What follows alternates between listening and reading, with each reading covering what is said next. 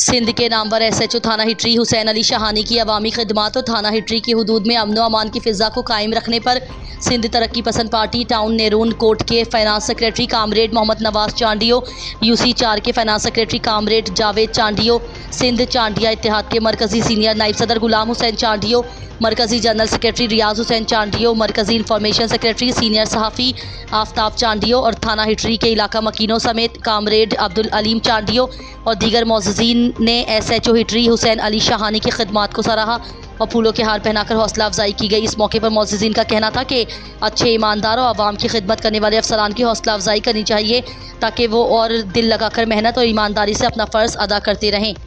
मेरे वतन ये